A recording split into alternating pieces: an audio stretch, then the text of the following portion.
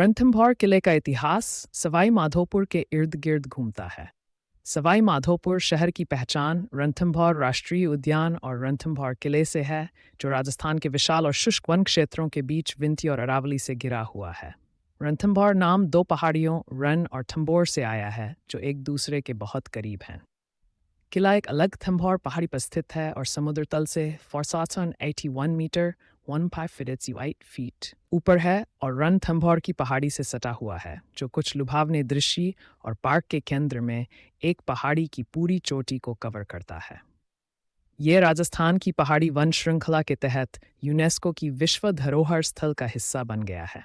ऐसा माना जाता है कि रणथंभौर किले का निर्माण 8वीं शताब्दी में चौहान शासक द्वारा कराया गया था। हालांकि किस शासक के शासनकाल में इस किले का निर्माण कराया गया था, इसका नाम बताना कठिन है। रणथंभौर पृथ्वीराज चौहान के बाद अस्तित्व में आया, जो दिल्ली के अंतिम हिंदू राजा थे।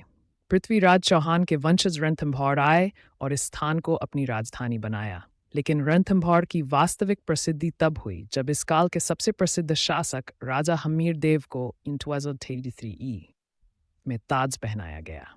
किले पर इतिहास में अलग अलग समय पर कई बड़ी शक्तियों ने हमला किया था।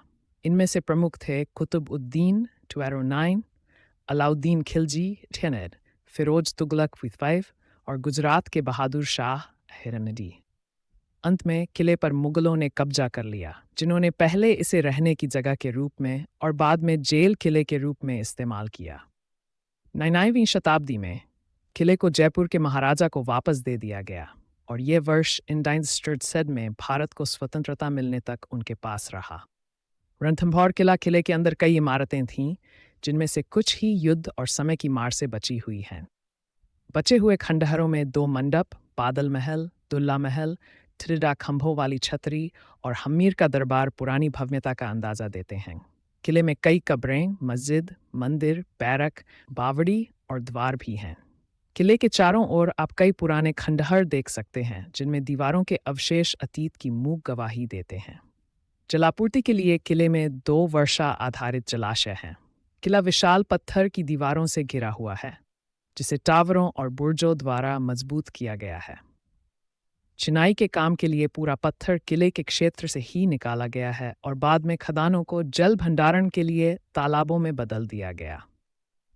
गणेश मंदिर किले का प्रमुख आकर्षण। किले में घूमने के लिए बुधवार का दिन अच्छा है, भगवान गणेश का दिन, जब बहुत से स्थानीय लोग गणेश मंदिर जाते हैं।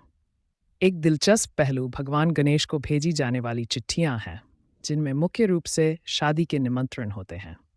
ये पत्र स्थानीय डाकिया द्वारा प्रतिदिन वितरित किए जाते हैं। किला पक्षी देखने के लिए एक अच्छी जगह है।